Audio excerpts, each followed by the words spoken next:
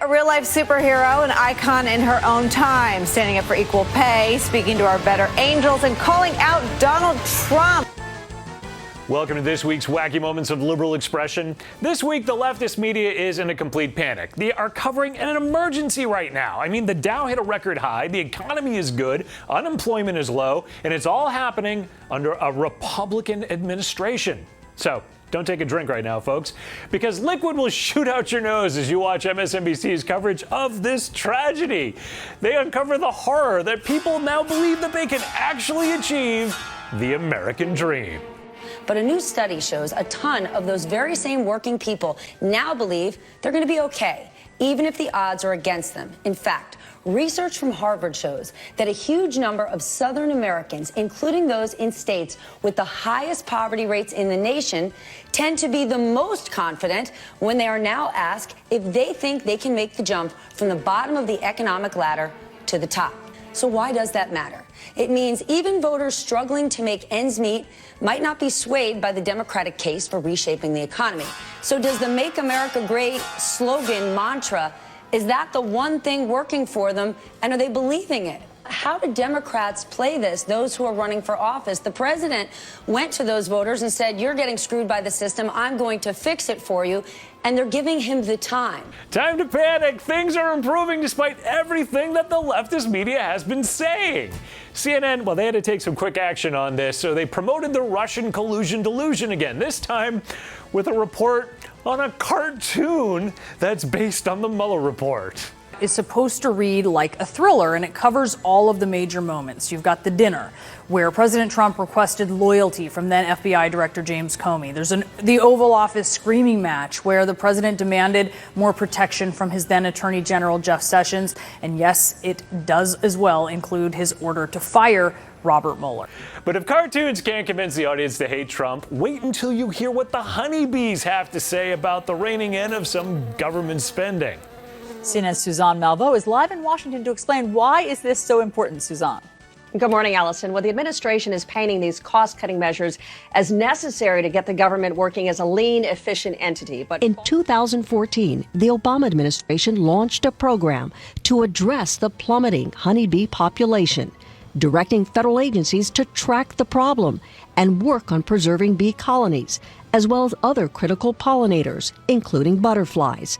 The Trump administration, through the U.S. Department of Agriculture, now undoing those efforts. The USDA said the critical data collection suspension was temporary, stating the decision to suspend data collection was not made lightly, but was necessary given available fiscal and program resources. All right, so if the bees can't get you buzzing with anger, how about a foul-mouthed women's soccer star? Oh, wait, no, hold on. She's a superhero because, she doesn't like President Trump.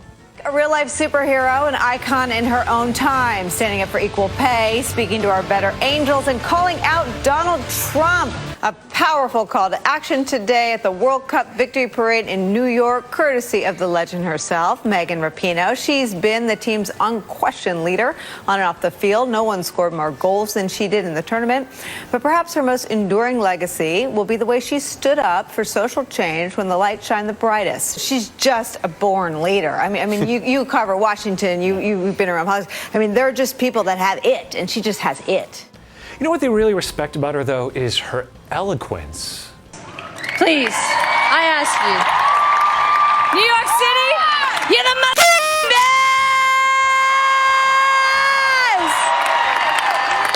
NBC's Rahima Alice, as I say, is outside City Hall where the celebration just wrapped up.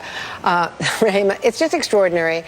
Just the eloquence of Rapinoe. All right, cartoons, sports stars, bees. If these things don't convince you that Republicans are terrible, then the leftist media doesn't know what else to do. These activists who parade around as journalists, well, they've had it, and they're about to take matters into their own hands.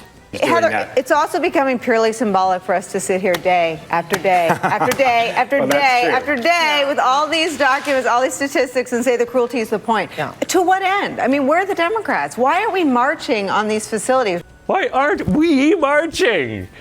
Probably because you can't do that and chew gum at the same time. It's just a guess. Heck, earlier this week over on ABC, they couldn't even seem to recall the name of that former president that convicted sex offender Jeffrey Epstein was a major Democratic donor to.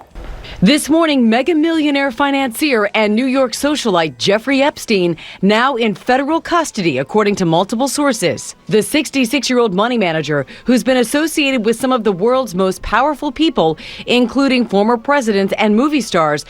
Yeah, what was that former president's name? Bill something. Hold on, let's check the flight manifest for Epstein's Lolita Express airplane. Clinton, Bill Clinton. I wonder how they forgot that. You folks didn't forget, did you? I'm Eric Schneider for MRC-TV. We'll be taking a break, but we'll return with more liberal media wackiness in 2 weeks.